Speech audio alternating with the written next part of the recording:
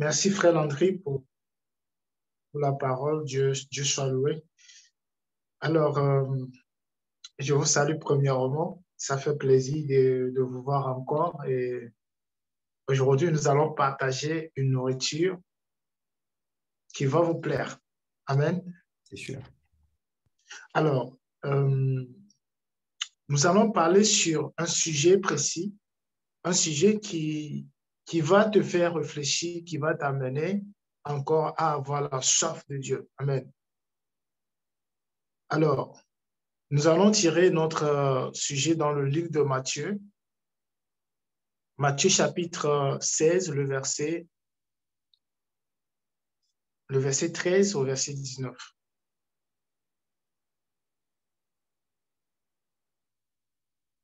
Matthieu chapitre 16, le verset 13 au verset 19. Matthieu... Avant de commencer, oui. Vas-y, mon frère, vas-y. Avant de commencer, prions dans le nom de Jésus. Seigneur, nous bénissons ton Saint-Nom, nous te rendons gloire. Nous te disons merci pour ce message que tu nous as mis à cœur de partager à ton peuple, corps du Christ, dont tu es le chef et la tête. Merci, Seigneur Dieu de gloire, d'établir ton règne et que ta puissance puisse nous libérer et que ta parole d'aujourd'hui, Seigneur, puisse nous parler, nous délivrer. Seigneur, que tu illumines les yeux de nos cœurs au nom de Jésus. Seigneur, nous prions et nous mettons, Seigneur Jésus, en fuite toute distraction au nom de Jésus. Nous prions que ton Esprit Saint dispose nos cœurs afin de comprendre quelle est ta volonté, ce message dans nos cœurs, Seigneur. Que chacun tire, Seigneur Jésus, ce à quoi tu veux lui communiquer, ce que tu veux lui communiquer aujourd'hui. Seigneur, veille à ce que ta parole puisse être plantée dans nos cœurs, soit écrite sur la table de nos cœurs, afin que nous ne péchions pas contre toi, afin que nous la pratiquions, Seigneur. Merci pour ce moment. Donne-nous la joie et la sagesse de pouvoir demeurer et comprendre et aimer ce message. Au nom de Jésus, nous avons prié. Amen. Amen. Nous sommes dans le livre de Matthieu, chapitre 16, le verset 13 à 19. Matthieu Que 16. dit la parole? Voilà, Matthieu 16, chapitre 13 à 19. Je lis Matthieu 16, à partir du verset 13 jusqu'au verset 19. Il est écrit: Amen. Jésus, étant arrivé dans le territoire de Césarée de Philippe, demanda à ses disciples: Qui dit-on que je suis, moi, le Fils de l'homme?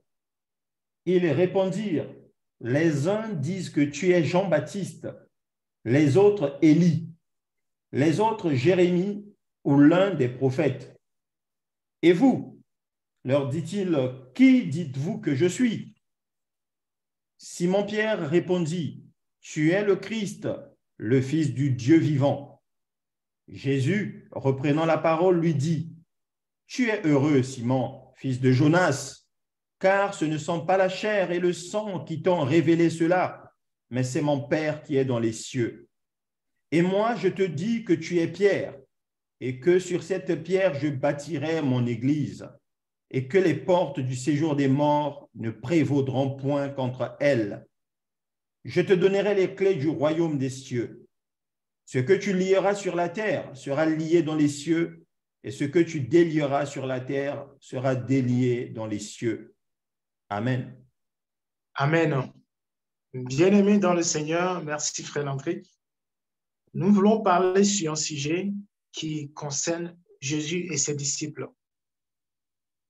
La parole de Dieu dit que Jésus, étant arrivé dans le territoire de Césarée de Philippe, demanda à ses disciples: Qui dit-on que je suis, moi, le Fils de l'homme? Ils répondirent: Les uns disent que tu es Jean-Baptiste.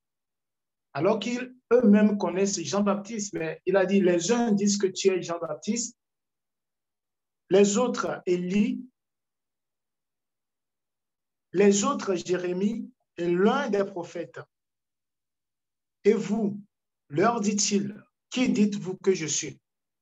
Bien-aimés, vous pouvez représenter l'image de quoi? De l'ignorance qu'avaient les enfants d'Israël. il voyait les œuvres de Jésus, mais il disait, c'était Élie. Or, ils n'ont jamais vu Élie. Il disait, c'était Jean-Baptiste. Or, ils connaissent bien Jean-Baptiste.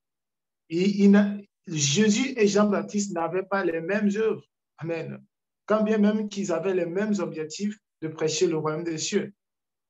Mais l'œuvre de Jean-Baptiste était différente de l'œuvre de Christ.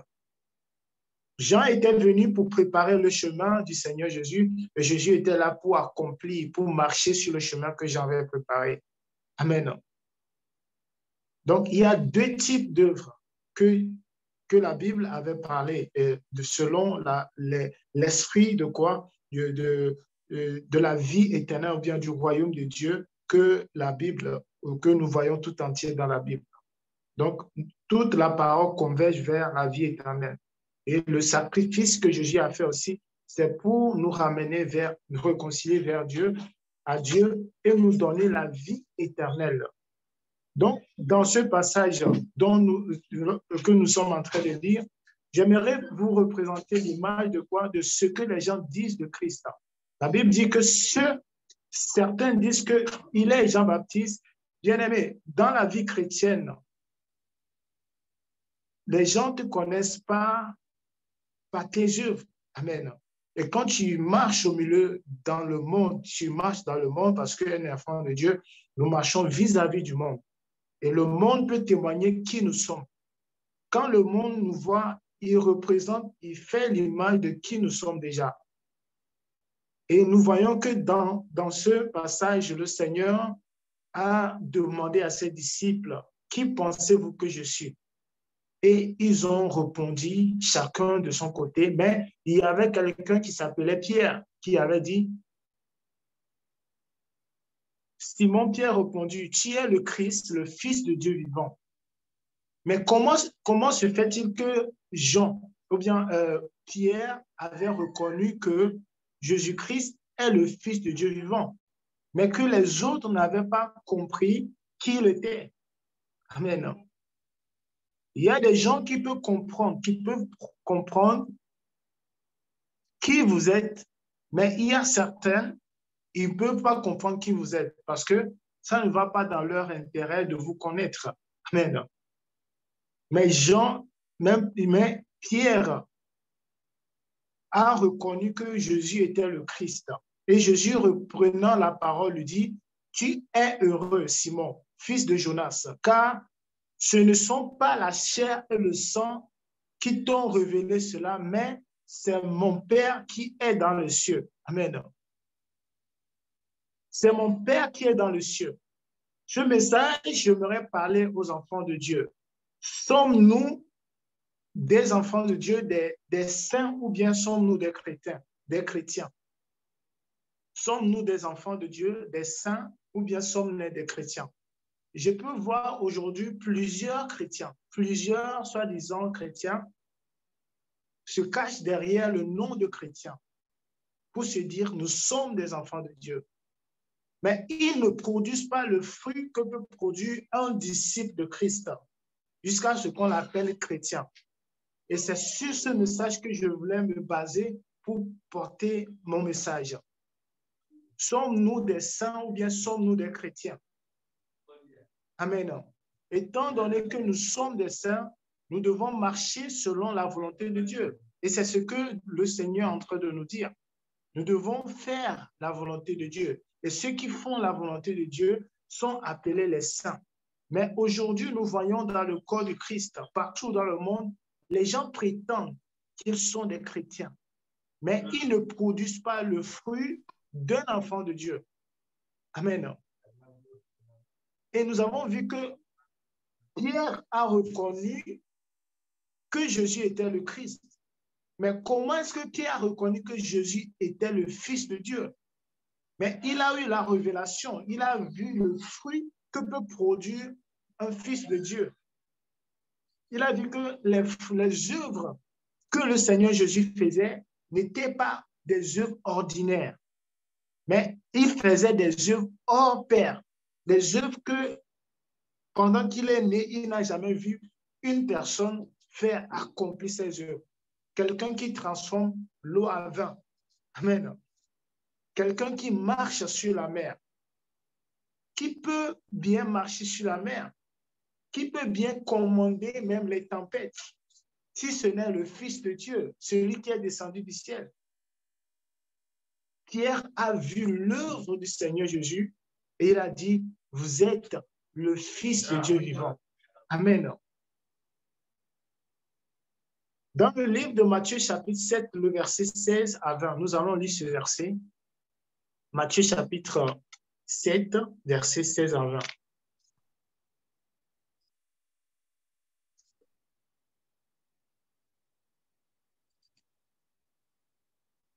Matthieu 7, verset 16 à 20. 16 à 20, ouais. Il est écrit, lisons au nom du Seigneur Jésus, « Vous les Amen. reconnaîtrez à leurs fruits. Cueille-t-on des raisins sur des épines ou des figues sur des chardons? Tout bon arbre porte de bons fruits, mais le mauvais arbre porte de mauvais fruits. Un bon arbre ne peut porter de mauvais fruits, ni un mauvais arbre porter de bons fruits. Tout arbre qui ne porte pas de bons fruits est coupé et jeté au feu. C'est donc à leurs fruits que vous les reconnaîtrez. » Amen. Amen. C'est donc à leurs fruits que vous les reconnaîtrez. Bien-aimés, quand on parle de Dieu, quand on parle de Dieu, on ne voit pas Dieu. Il n'est pas quelqu'un d'ordinaire qu'on peut le voir, mais on voit Dieu par ses œuvres. Amen. Et quand on voit Satan, on ne voit pas la personne avec les cornes, mais quand on voit Satan, on voit ses œuvres des ténèbres, la manière dont il agit, les œuvres qu'il fait, on reconnaît que c'est l'œuvre de Satan. Et quand on voit aussi l'œuvre de Dieu, on reconnaît que c'est ça, c'est l'œuvre de Dieu. Bien aimé, quand vous prenez par exemple du sucre, et vous mettez beaucoup de sucre dans le lait et vous prenez, votre corps va dire que voilà, le sucre est trop beaucoup. Comment se fait-il que le corps sait que voilà, le sucre est trop beaucoup, de réduire le sucre? Tu vois? Donc, l'être humain est capable de discerner, de voir ce qui est bon et ce qui est mauvais. Maintenant, quand vous mettez du sel dans la sauce et quand le sel dépasse sa saveur, vous reconnaissez que le sel a dépassé sa saveur. Mais comment est-ce que vous le reconnaissez? Le corps identifie immédiatement que ça, c'est dépassé. Et quand il n'y a pas aussi de sel, le corps sait qu'il n'y a pas de sel. Nous avons cette aptitude de comprendre les choses, même physiques que spirituelles. Donc, voilà ce qui a conduit Pierre à comprendre, à connaître que qui est le véritable, le Fils de Dieu qui est devant eux. Et vous voyez, quand il a dit cela, le Seigneur a dit, aujourd'hui, je t'établis, je bâtirai mon église sur toi. Amen. Tu es Pierre. La voile qui était en lui, la voile s'est déchirée. Et il a reçu le sceau de Dieu sur lui. Heureux ceux qui produisent, heureux ceux qui reconnaissent l'œuvre de Dieu. Si tu es dans la vie chrétienne et que tu ne reconnais pas ce que Dieu veut que tu produises, il faut voir ta vie, il faut revoir ta vie. Amen. Les fruits que tu produises, la manière dont tu vis, tes comportements, tes caractères, tes habitudes, est-ce que ces choses vont dans la volonté de Dieu? Est-ce que c'est conforme à la parole de Dieu? C'est cette question que tu dois te poser. Comme il est écrit, vous les reconnaîtrez à leurs fruits. Cueille-t-on des raisins sur des épines ou des figues sur des chardons? Ainsi parle la parole de Dieu. Il dit quoi? Quand on voit un homme et quand l'homme marche, on connaît et quand il parle, on comprend quelle langue il est en train de parler. Si la personne parle en anglais, on sait qu'il est anglophone. Et quand il parle en français, on sait qu'il est francophone. Nous avons cette aptitude de comprendre, de connaître les bonnes œuvres de Dieu, les choses, même connaître les choses de ce monde. La Bible dit, la nature ne vous enseigne-t-il pas ne vous enseigne-t-elle pas? Le monde ne vous enseigne-t-il pas? Les choses cachées sont à l'Éternel, mais les choses révélées sont à nous, à nos enfants, dit l'Éternel. Donc, Dieu nous a donné, nous révèle les choses par son esprit. Il a dit, Jésus a dit, ce n'est pas le sang et la chair qui t'a révélé cela, mais cela t'a été donné par le don de Dieu. C'est par le don de Dieu que tu as décelé que je suis le Fils de Dieu. Mais comment est-ce que les autres voient la chose, mais ils le voient d'une autre manière?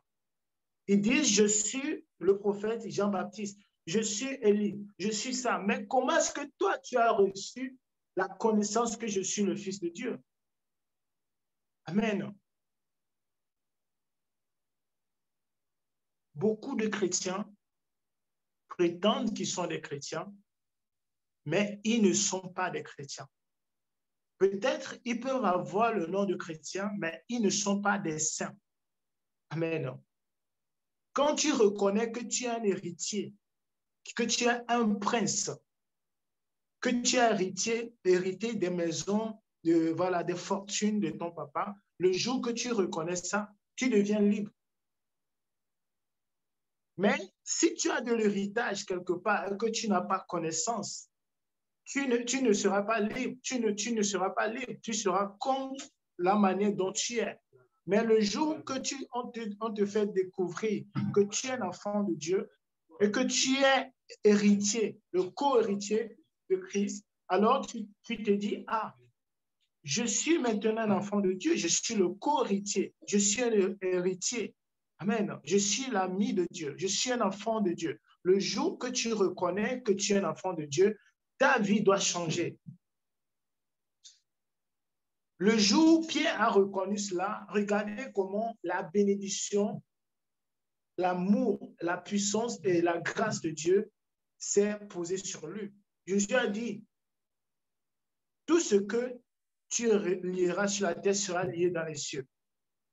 Heureux ceux qui connaissent l'œuvre de Dieu. Heureux ceux qui ont les yeux pour voir. Heureux ceux qui ont les yeux, le cœur pour discerner la volonté de Dieu. Bien-aimés, si vous êtes distrait, vous ne reconnaîtrez jamais la volonté de Dieu. Si vous êtes distrait, vous êtes dans la distraction, vous êtes collé au monde, vous ne connaîtrez jamais la volonté de Dieu ou bien le plan de Dieu. Mais Pierre avait l'esprit posé, le cœur disponible pour discerner dans son cœur qui était le Seigneur Jésus. Parce que l'être humain, tant qu'il a vu depuis sa naissance jusqu'à ce qu'il a grandi, il n'a jamais vu aucun homme faire cela. C'était hors de commun. C'était hors de commun. Et il a reconnu que ça, c'est l'œuvre de Dieu. Tu peux prétendre être chrétien, mais on ne voit pas les fruits de l'esprit dans ta vie. Et on sait immédiatement que tu n'es pas un enfant de Dieu. Tu n'as pas le respect pour les gens. Tu as l'esprit de critique, l'esprit d'orgueil. Tu es une personne de problème. Amen. Toi, quand on te voit dans le quartier, on sait qui tu es. Une personne de problème. Même, on te donne un nom. Comment se fait-il qu'un quelqu'un qui prétend un enfant de Dieu, on te donne un nom dans le quartier? Un nom méchant, un nom mauvais.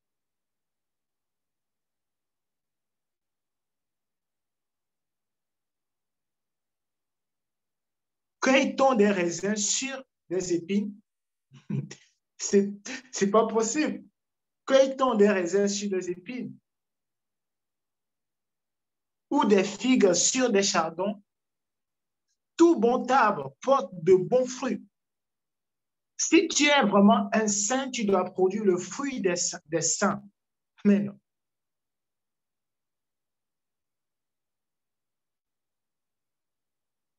Si tu es docteur dans un hôpital, on ne te reconnaît pas les œuvres que tu fais étant docteur. On ne peut pas appeler un docteur On ne peut pas appeler un docteur président de la République. Vous ne voyez pas qu'il n'y a pas de sens. Et on ne peut pas appeler le président de la République docteur. L'œuvre que tu fais, on t'appellera par cette œuvre. Amen. Il y a une des paroles de Dieu qui a dit, tes œuvres te suivront et ce que tu fais, on t'appellera par cette œuvre. Amen. Dieu même donne aux gens l'esprit de comprendre, de connaître qui tu es. Tu peux faire semblant d'être chrétien, mais tu n'es pas un saint. Chrétien, c'est juste un nom, une attribution. Mais est-ce que nous sommes des chrétiens ou bien nous sommes des saints? J'ai entendu dire, Paul disait, salue-moi les saints qui sont dans la maison de... Les saints, nous n'avons pas le nom de chrétiens. Mais les gens du monde, en nous regardant, voyant que nous sommes des disciples de Christ. Donc, il faut qu'on nous donne le nom de chrétiens. Parce que c'est à Antioche qu'ils ont vu les enfants de Dieu, les disciples du Christ, qui suivent, qui prêchent Jésus, qui marchaient comme Jésus. Ils ont vu ça, ils ont dit, ah, ce sont des chrétiens. Parce qu'à Antioche, il y avait des philosophes, des Galiléens. On les appelait les Galiléens. Vous comprenez, non? Et on appliquait le 1 à ceux qui faisaient partie d'une communauté donnée, d'un leader donné. Donc, les disciples de ce leader, on leur donnait, on les attribuait de nom. Et c'est comme ça aussi nous avons reçu le nom des chrétiens, parce que nous appartenons à Christ. Amen. Si on t'appelait, tu viens du Togo, on t'appelle un Togolais. Amen. Tu viens du Gabon, on t'appelle un Gabonais. Tu viens du Mali, on t'appelle un Malien. On nous a attribué des noms comme ça, comme chrétiens, mais en réalité, nous sommes des saints. Nous sommes des gens qui sont mis à part. Nous sommes une race élue.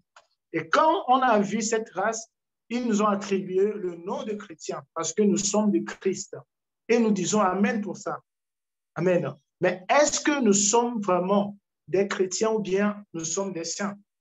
Le jour que tu reconnaîtras, amen, que tu reconnaîtras que tu es un enfant de Dieu et que tu dois être saint, ta vie doit changer. Tes comportements doivent changer. Tes comportements doivent changer, tes habillements doivent changer, ta manière de parler, ta manière de communiquer doit changer. La Bible dit que celui qui n'est pas né d'eau et d'esprit ne peut pas entrer dans le royaume de Dieu. Donc, ici, on est en train de parler de quoi? De la transformation. On est en train de parler de quoi? D'une transformation. On a vu que les gens qui étaient des Juifs sont devenus automatiquement des saints, des chrétiens. Donc, on les appelait ceux qui suivaient Jésus. Ils ont reçu le nom des races, de ceux qui suivent Christ, de ceux qui marchent, ceux qui ont l'amour. Même quand on les frappe, ils ne disent rien de mauvais. Amen. Même quand on les insulte, ils n'ont pas peur. Étienne était lapidé. Il avait le fruit de l'esprit. Il avait la plénitude de l'esprit en lui et il marchait avec autorité. Même quand on le lapidait, il disait, je vois le Seigneur assis sur le trône. Amen. Il n'avait pas peur de mourir parce qu'il est déjà mort en Christ. Quand tu connais la vérité doit t'affranchir. Suis-je chrétien, je produis les œuvres d'un chrétien? Jésus a dit, si quelqu'un veut me suivre, qu'il renonce à lui-même et qu'il me suive. Alléluia. Nous allons aller dans Actes chapitre 11, verset 26. Actes chapitre 11, verset 26.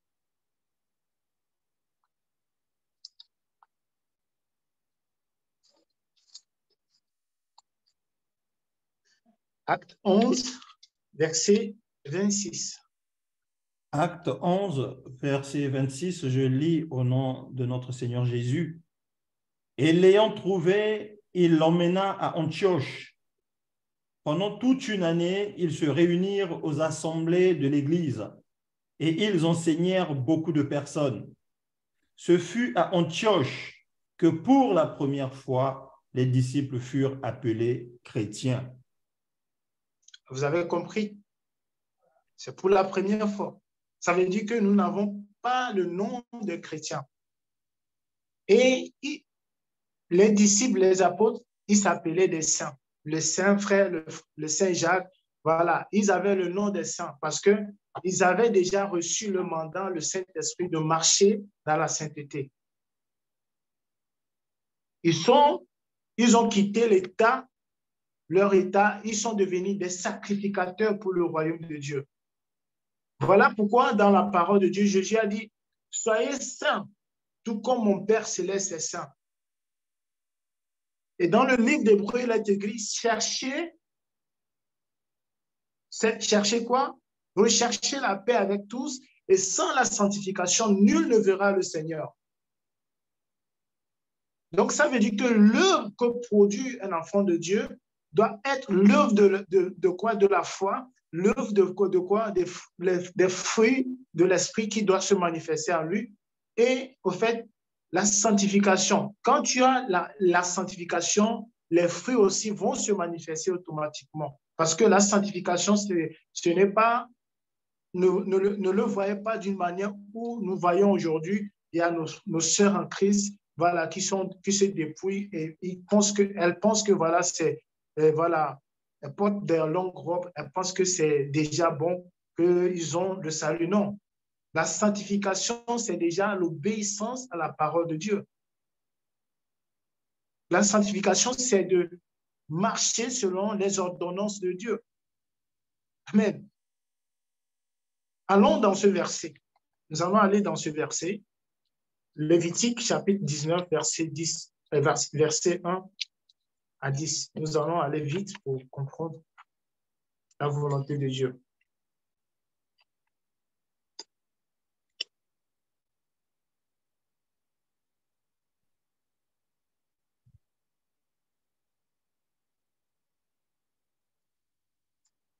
Lévitique, chapitre 19, verset 1. Alors,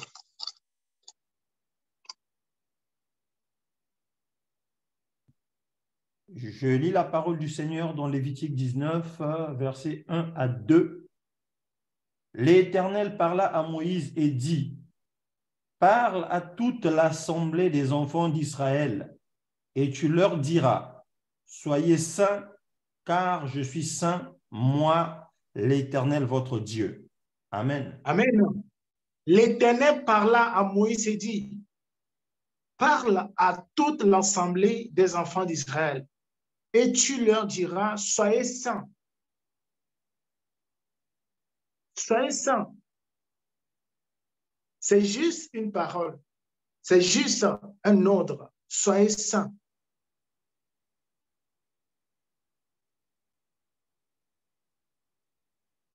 Car je suis saint, moi l'Éternel, votre Dieu.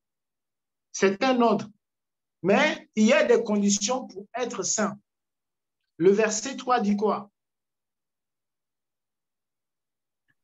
Chacun de vous respectera sa mère et son père et observera mes sabbats.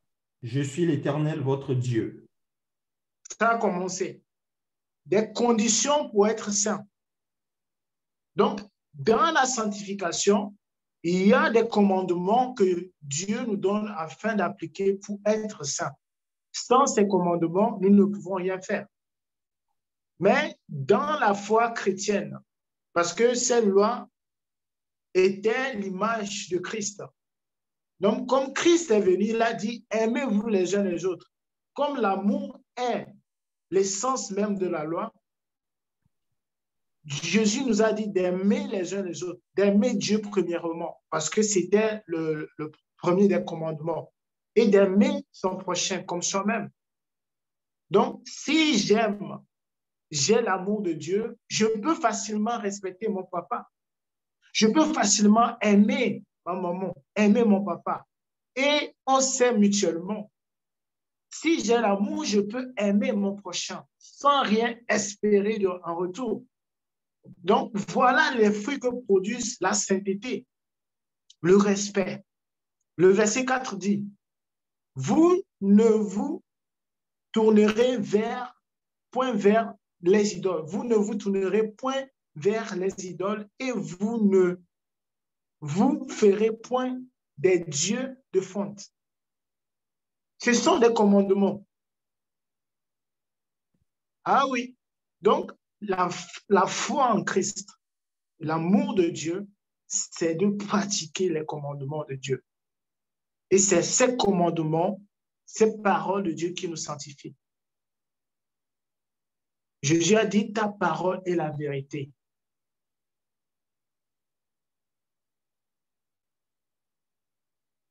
Jésus dit que sa parole est la vérité. La parole de Dieu est la vérité.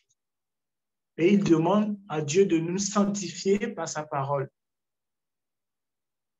Donc, la parole de Jésus, c'est l'amour. Ce sont les commandements qu'il nous a donnés. Et quand nous les mettons en pratique, nous verrons la gloire de Dieu. Quand nous discernons, nous cherchons quelle est la volonté de Dieu, alors nous verrons la gloire de Dieu. Aujourd'hui, j'étais triste parce que je me suis connecté un peu sur Internet et j'avais vu qu'il y avait une ville qui était ravagée. Il y avait eu tremblement de terre et je voyais la maison des gens il y avait de la boue. Ils avaient leur maison remplie. Et je disais, Seigneur, moi, je suis en paix ici. Il y en a d'autres qui souffrent ailleurs. Oh Seigneur, tu mérites la gloire.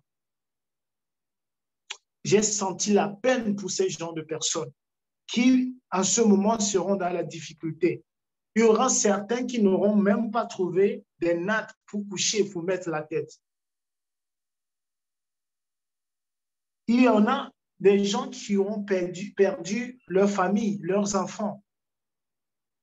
Mais toi, tu es encore en vie. Il faut être reconnaissant envers Dieu.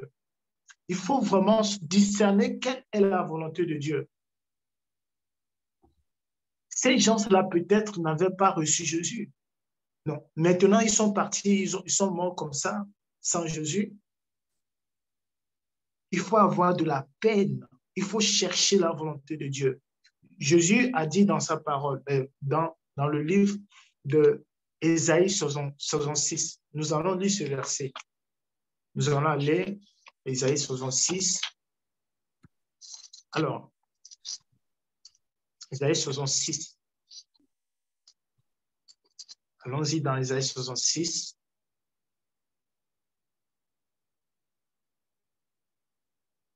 Verset, voilà, verset 2.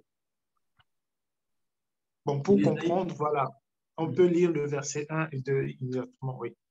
Ésaïe, chapitre 66, versets 1 à 2. Ainsi parle l'Éternel, le ciel est mon trône et la terre mon marchepied. Quelle maison pourriez-vous me bâtir et quel lieu me donneriez-vous pour demeure? Toutes ces choses, ma main les a faites et toutes ont reçu l'existence, dit l'Éternel. Voici sur qui je porterai mes regards, sur celui qui souffre et qui a l'esprit abattu, sur celui qui tient ma parole.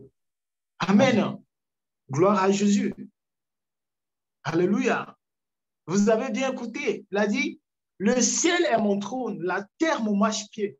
Maintenant, quel temple pourriez-vous me bâtir?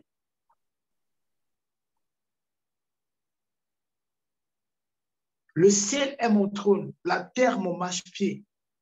Ça veut dire que Dieu est automatiquement partout. S'il a posé ses pieds sur la terre et que son trône est dans les cieux, il est partout. Amen.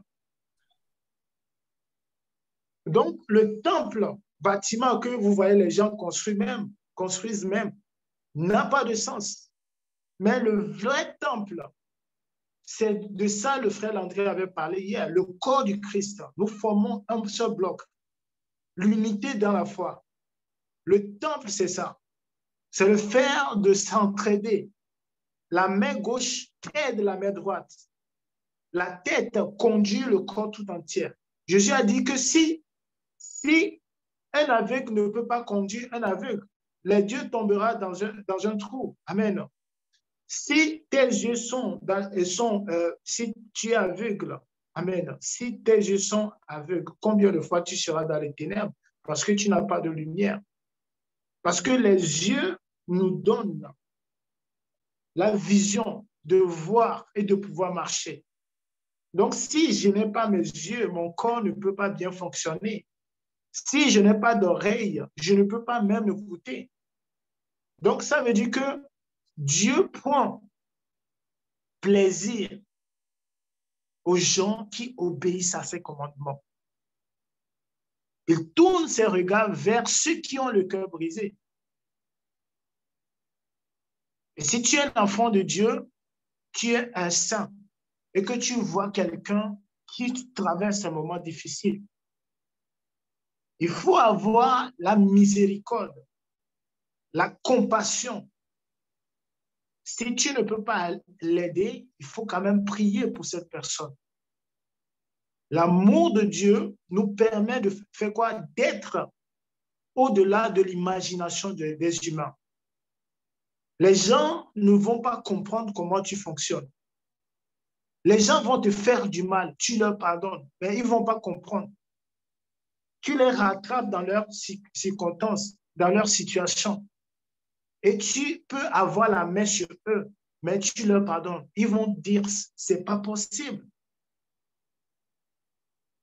David avait devant lui Saül.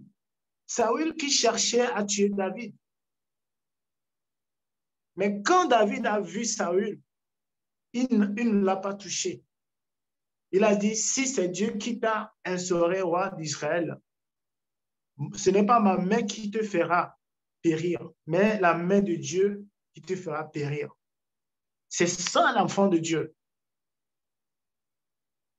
Mais on voit aujourd'hui les enfants de Dieu, ceux disant des enfants de Dieu, mais qu'ils ont des œuvres tortueuses, qui marchent dans les ténèbres sans le savoir. La Bible dit, produisez donc des fruits dignes de la repentance. Vous devez avoir des fruits de la repentance. Votre manière de vivre doit témoigner que voilà, je suis un enfant de Dieu. Je dois avoir cette conscience que je suis un saint, pas un chrétien. Quand tu te dis je suis un saint, tu vois cet habit blanche, cette robe blanche qui est sans tache. Et quand tu compares cette robe blanche à ta vie et que tu vois que ta vie n'est pas très propre, il faut savoir que tu n'es pas avec Dieu. Il faut savoir qu'il te reste encore des choses. Il faut se repentir. Si on m'appelle un saint, et si je suis vraiment un saint, il faut que je produise le fruit d'un saint. Comme nous l'avons lu dans le livre de Matthieu. Un bon arbre produit toujours de bons fruits. Un bon arbre ne produit pas de mauvais fruits.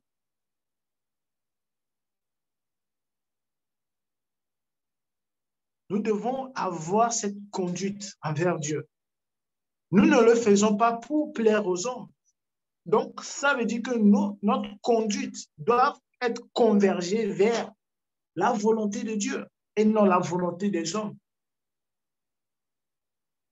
Si Jésus voulait faire la volonté des hommes, il n'allait pas mourir à la croix. Mais il a dit, je fais la volonté de mon Père parce que mon Père m'aime. Et tout ce qu'il me demande de faire, je le fais. Et il est en joie. Il se réjouit de moi parce que je mets en pratique sa parole. Je fais sa volonté.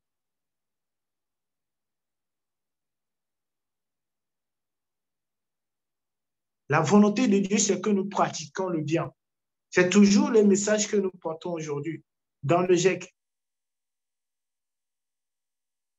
Tu vois un enfant de Dieu qui se dit enfant de Dieu, mais qui a des locks, des cheveux, des trucs comme ça. Il n'y a pas d'exemple. Tu ne peux pas donner de l'exemple à un païen. Tu vois des gens mettre des piercings, des trucs partout. Mais la Bible dit que ne savez-vous pas que votre corps est le temple du Saint-Esprit? Ne le savez-vous pas? Votre corps est le temple du Saint-Esprit. Et celui qui suit le corps de Dieu, Dieu va le faire mourir. Il va le faire périr. Si notre corps est le temple du Saint-Esprit, ça veut dire que nous devons prendre soin. Notre corps représente quoi? Le tabernacle de Dieu. Amen. Notre corps représente le tabernacle de Dieu. Et dans le tabernacle de Dieu, il n'y a pas de souillure. Et quand on parle de sainteté, il faut imaginer quelque chose en qui il n'y a pas de souillure. Il n'y a pas de trucs tordus. Il n'y a pas de saleté. Quelque chose qui est sain. Amen. La vie d'un enfant de Dieu doit présenter des symptômes, des fruits résultant que voilà, je suis un saint, je suis un enfant de Dieu. Si Jésus venait aujourd'hui, est-ce que je serais appelé aussi un saint? Est-ce que ma vie témoigne que je suis enfant de Dieu? Imaginez les commandements que Dieu donnait dans le livre de Lévitique, chapitre 19. Il a dit, l'Éternel parla à Moïse et dit, parle à toute l'assemblée des enfants d'Israël. C'est-à-dire, Israël représente aujourd'hui les enfants de Dieu, ceux qui ont reçu Jésus en esprit en vérité, ceux qui ont reçu Jésus-Christ. La Bible dit à tous ceux qui l'ont reçu et à ceux qui croient en son nom, on les a donné le pouvoir de devenir enfants de Dieu, lesquels ne sont pas nés de la chair ni du sang, mais de la volonté de Dieu. Et dans le livre de Romains, apôtre Paul dit quoi? Il dit que tous ceux qui sont d'Israël ne sont pas enfants d'Israël. Amen. Ce n'est pas parce que tu vas dans une église qu'on t'appelle chrétien que tu es chrétien, vraiment. La question pour toi, est-ce que tu es un saint? Est-ce que tu vis dans la sanctification? Est-ce que tu mets en pratique les commandements de Dieu? Est-ce que tu te soumets à la volonté de Dieu? Quand Jésus était venu, il a pris la forme d'une femme qui est soumise à son mari. Donc, il a pris cette forme d'une femme et il avait le père comme son mari. Et il avait pris la forme de quoi? D'une femme. Et il se soumettait à Dieu comme une femme se soumet à son mari. De même pour nous, nous devons aussi se soumettre à Christ, car Christ est la tête et nous sommes le corps. La soumission, c'est de mettre en pratique la parole de Dieu. Non pas pour nous plaire à nous-mêmes, mais c'est pour plaire à Dieu.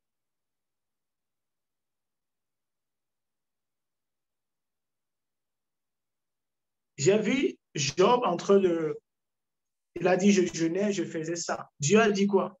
Si tu jeûnes, jeûnes-tu pour moi? Et quand tu manges, manges-tu pour moi? Non. Tout ce que nous faisons, ce n'est pas pour Dieu. Ça ne touche rien à Dieu. Ça n'enlève rien à Dieu. Ça n'ajoute rien à Dieu. Mais Dieu, au contraire, veut notre bien. C'est ça que nous devons comprendre. Dieu veut notre bien. Dieu n'a pas besoin de ton argent. Non. Il n'a pas besoin de ta voiture, non, ni de ta maison. Dieu n'a pas besoin de ça. Ce que Dieu a besoin, c'est de te sauver. C'est de te donner des commandements pour que tu puisses marcher et être sauvé et être délivré des ténèbres parce que c'est un Père aimant. C'est quelqu'un qui aime.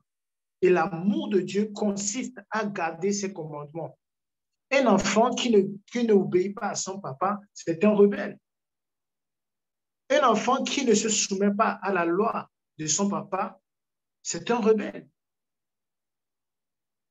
Tout enfant grandit sous la couverture de leur papa. Un enfant ne pense pas à s'enrichir. Tu ne peux pas être chrétien et penser que si tu reçois Jésus, tu auras la maison, tu vas gagner, tu seras riche. Ce n'est pas ça la pensée d'un enfant de Dieu. Quelqu'un qui est saint doit sanctifier Dieu. Sanctifier Dieu, c'est de mettre à part. C'est-à-dire de s'attacher, de se préserver des cieux. Dieu a mis les enfants de Dieu, les enfants d'Israël à part, parce qu'il les a séparés des gens de ce monde, parce que les gens de ce monde vivaient dans la souillure. Dieu les a mis à part et il a mis des commandements pour que les enfants d'Israël puissent pratiquer. Mais les enfants d'Israël pensaient que Dieu ne voulait pas leur bien. Ils étaient livrés à leur corps, ils étaient livrés à eux-mêmes, au lieu de se livrer à Dieu. Voilà pourquoi dans cette parole de Romains chapitre 12, le verset 1, que dit la parole de Dieu? Nous allons lire ce verset.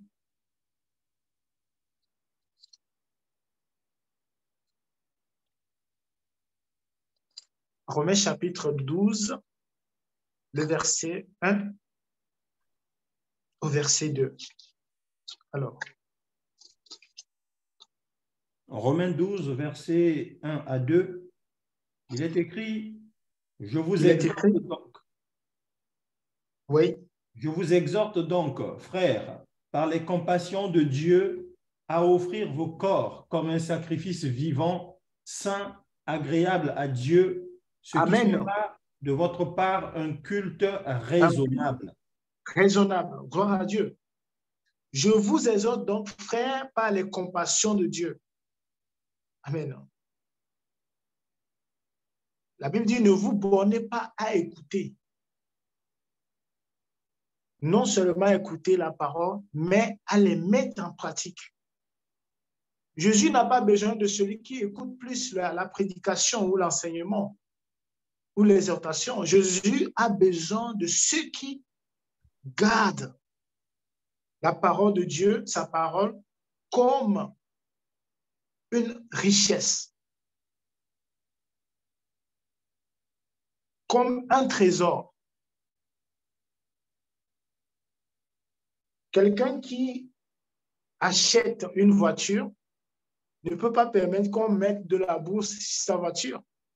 Comme ça, salir sa voiture, non. C'est un bien précieux pour lui. Voilà pourquoi on repart. Si les pneus de ta voiture sont crevés, tu cherches à reparer parce que tu vois que c'est très important pour toi. Si tu ne repars pas cette voiture, tu ne peux pas démarrer. La parole de Dieu aussi, c'est comme ça. Il faut garder cette parole comme un trésor. Où la plupart des gens pensent que la parole de Dieu, c'est pour piocher les choses que nous voulons avoir dans la vie. Et les gens pensent que, voilà, dans le livre de Josué, on a dit, là où tu fouleras la plante de tes pieds, je te lui donnerai un héritage. Il y a des gens qui basent leur foi sur ça. Je dois avoir la voiture parce que Dieu a dit que là où, écoutez bien, les gens confondent la promesse de Dieu à leur promesse, à leur désir éphémère, à leur convoitise charnelle. Mais Dieu, lui, il veut quelque chose de plus excellent que ce que nous imaginions. Il a dit, mes pensées ne sont pas vos pensées. Mes voix ne sont pas vos voix. De la même manière que les cieux sont élevés au-dessus de la terre, ainsi mes pensées sont élevées au-dessus de vos pensées. Ainsi mes voix sont élevées au-dessus de vos voix. Qui peut connaître le cœur de Dieu? Qui peut connaître les pensées de Dieu? Voilà pourquoi Dieu s'est manifesté devant Israël. Malgré que Dieu a séparé la mer en deux parties, j'étais vraiment triste de ce qu'il y avait des enfants d'Israël qui se sont rebellés contre Dieu. Ils ont murmuré contre Dieu. Mais Dieu voulait leur bien. J'ai aimé ce que, par l'Esprit, l'apôtre Paul avait dit. Il a dit, ceux qui sont d'Israël ne sont pas tous enfants d'Israël. Ceux qui prétendent être chrétiens ne sont pas tous des chrétiens, ne sont pas des saints. Si on te pose la question, est-ce que tu es saint aujourd'hui? Tu vas vraiment commencer à réfléchir. Est-ce que je suis? Tu commences à analyser déjà ta vie. Je suis saint? Est-ce que j'ai péché? Tu commences à voir les domaines de ta vie pour voir que je suis saint. Et c'est pour cela que c'est très difficile aux gens de s'appeler je suis saint. Mais derrière le nom chrétien, tout le monde peut écrire chrétien. Même un bébé, quelqu'un qui vient de recevoir Jésus aujourd'hui, voilà, il peut aller commencer à prêcher, voilà. Or, il n'a pas de fondement. Quand un enfant naît, il s'appelle enfant parce qu'il ne sait pas encore, on ne lui a pas encore nourri. Mais un fils, on lui donne la responsabilité. On voit que tu deviens mature, tu as dépassé l'étape de lait. Tu manges maintenant les nourritures solides. On t'appelle fils. La vie d'un enfant de Dieu n'est pas que dans les choses charnelles. Voilà pourquoi Jésus a dit, recherchez premièrement le royaume des cieux, sa justice. Le royaume des cieux et sa justice. Et tout ce dont vous cherchez, vous serez donné par des cieux. Quand Jésus avait rencontré ce juif qui jeûnait 2 fois par semaine, qui payait, qui donnait sa dîme, qui faisait des offrandes, il a demandé à Jésus comment faire pour entrer dans le royaume de Dieu. Il a répondu, tu aimeras ton Dieu de tout ton cœur. Voilà, il a cité tout ce que Dieu, voilà, avait prescrit. Et il observait bien la loi de Dieu. Imaginez cela, Jésus, ce n'était pas suffisant. Jésus a dit, si tu veux entrer dans le royaume de Dieu, va vendre tes richesses. Donne ça aux pauvres, viens et suis-moi. Comme Jésus savait qu'il avait son cœur sur son trésor, Jésus voulait lui délivrer de cette chaîne qui l'avait attaché son cœur. Jésus a dit, là où est ton cœur, là où est ton trésor, là sera ton cœur.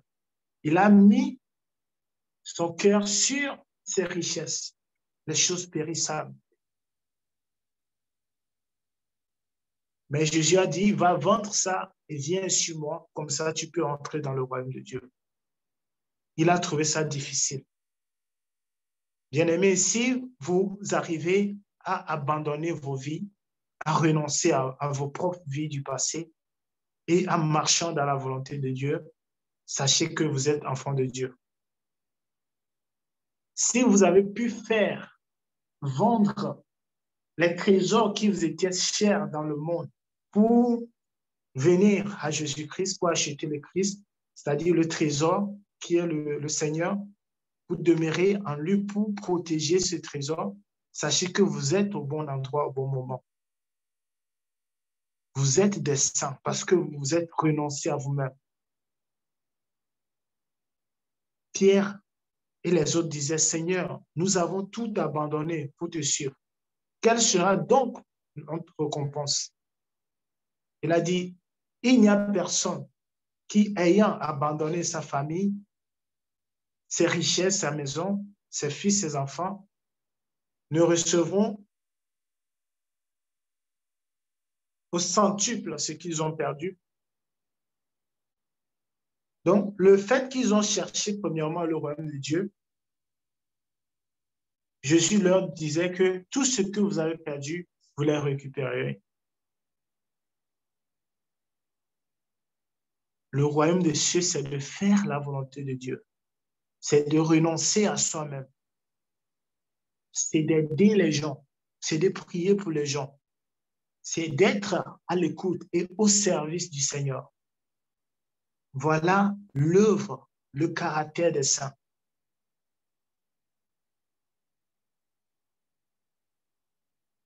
Prochainement, si quelqu'un vous demande, êtes-vous des chrétiens, dites-lui, je suis un saint. Comme ça, il va avoir la peur pour dire, ah, c'est un saint. Moi, je suis pas un saint. Il va comprendre, il va chercher pour comprendre c'est quoi un saint. Amen. Les gens se cachent derrière le nom de chrétien.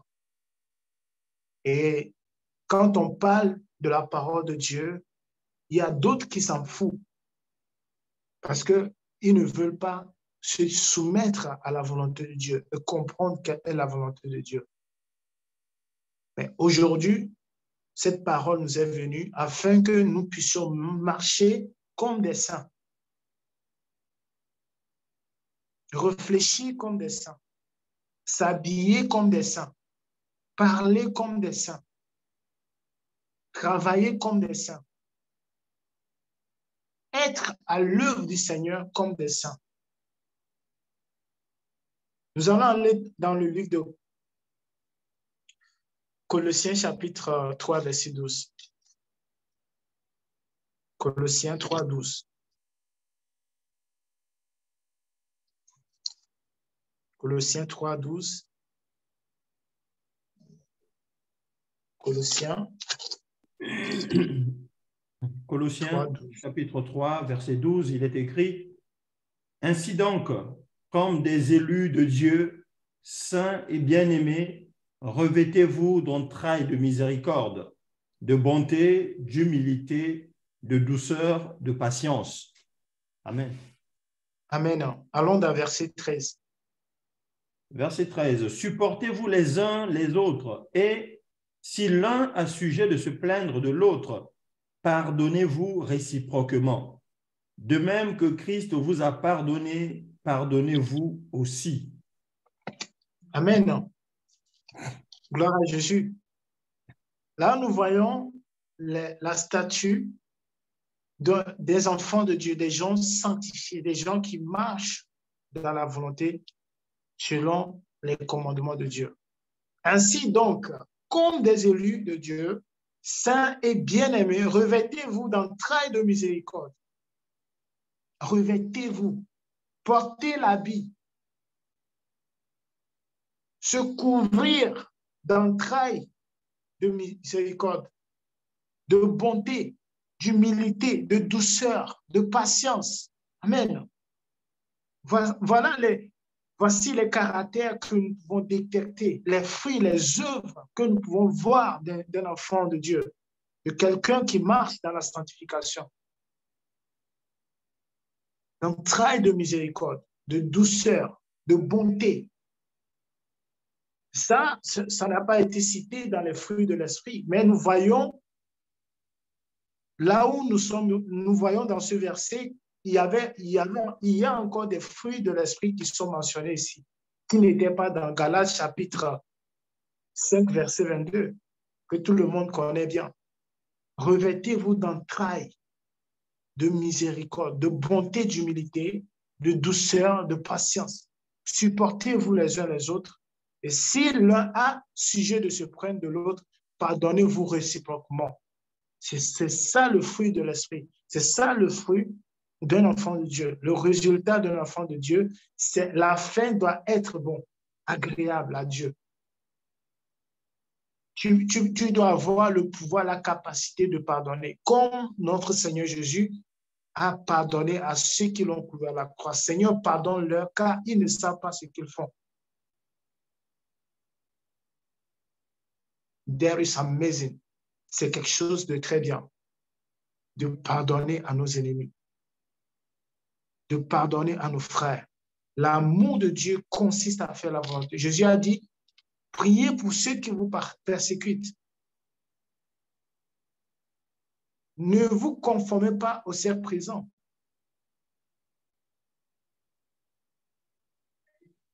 Mais ayez le renouvellement de l'intelligence afin de pouvoir discerner. Vous voyez, Pierre a discerné le renouvellement de l'intelligence. Pierre a discerné que c'est le Fils de Dieu. Il a discerné que c'est le Fils de Dieu vivant. Parce qu'il a eu le renouvellement de l'esprit. Avant, il dormait, mais il n'avait pas le réveil. Mais quand le temps est venu, il s'est réveillé. Ah, il a vu l'œuvre parfaite de Dieu. Il a vu le fruit qu'a porté Jésus.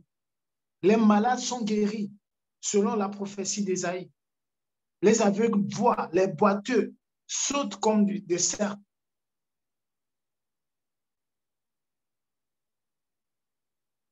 Les morts ressuscitent. Quelqu'un qui a changé l'eau à vin. Quelqu'un qui n'a jamais péché. Il était irréprochable. Jésus était irréprochable. Pierre a vu, en le comparant avec les autres prophètes, il a dit non, celui-là, ce n'est pas seulement un prophète, mais il est un fils de Dieu vivant. Voilà la raison pour laquelle Jésus a dit, vous les reconnaîtrez à leurs fruits.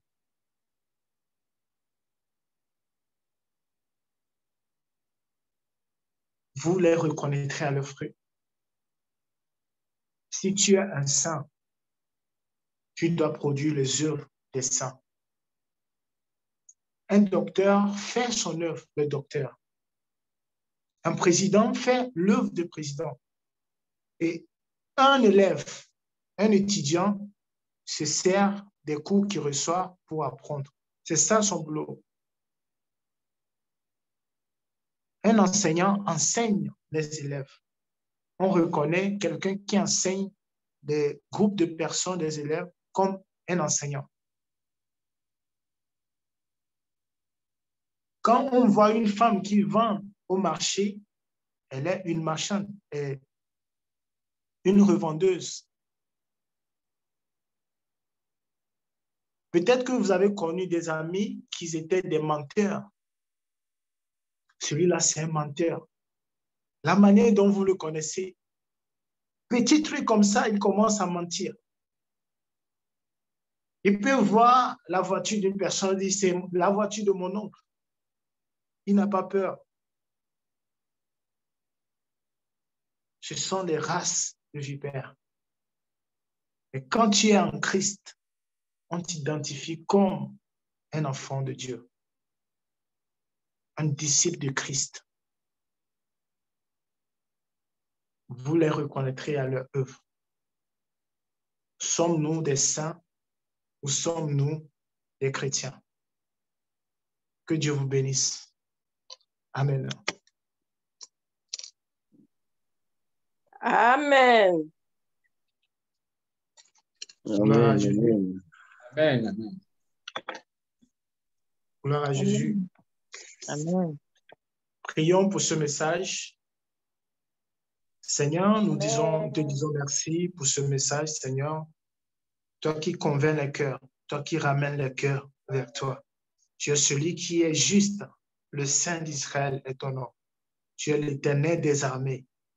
Seigneur, ce que nous avons à faire, c'est de chanter Saint, Saint, Saint est ton nom, Seigneur, qui est digne d'être comme toi. Il n'y a aucun Dieu comme toi. Nul n'est semblable à toi. Seigneur, comme David a dit, que mon âme te loue, que mon esprit t'adore. Seigneur, je prie que nous te louons, que nos cœurs soient dans ta présence, que nos vies te ressemblent, Seigneur, que nous soyons à ton image. Aide-nous, aide tes enfants, aide le corps du Christ à comprendre, à connaître que tu es le véritable, Seigneur, merci de nous donner ce message qui nous parle. L'un de nous, Seigneur, la distraction de ce monde qui nous empêche, le manque de temps qui nous empêche de passer le temps dans ta présence, dans la méditation. Et les plans de l'ennemi pour nous écarter de toi. Seigneur, je prie que tu prends contrôle de ça. Toi qui contrôles le temps, les circonstances. Seigneur, viens et revête-nous des entrailles de miséricorde, de bonté, de patience, de sagesse, de maîtrise de soi, de discernement. Seigneur, ôte en nous l'ignorance. Comme il est écrit, l'ignorance tue. Et Seigneur Jésus, je prie que tu ôtes cette voile qui nous empêche de voir ta gloire ou qui empêche tes enfants de comprendre quelle est ta volonté pour eux. Seigneur, délivre ce peuple qui ont encore, Éternel, des choses dans ce monde. Ils ont des désirs, de l'affection pour les choses de ce monde. Seigneur, tu connais nos cœurs. Tu dis, je viens bientôt. Heureux ceux qui s'apprêtent, heureux ceux qui veillent, ceux qui se tiennent debout, ceux qui sont éveillés pour ne pas manquer. Oh Seigneur Jésus, viens. Tu as dit que ceux qui sont saints se sanctifient, que ceux qui vivent dans le péché continuent encore dans le péché. Seigneur, je prie que tu sanctifies tes enfants par ta parole et que tu donnes le vouloir et le faire de ta parole, de l'obéissance, de la crainte de Dieu à tes enfants, Seigneur, qui te cherchent, Seigneur. Que toute l'honneur et la gloire te revient. Au nom de Jésus, nous avons prié. Amen.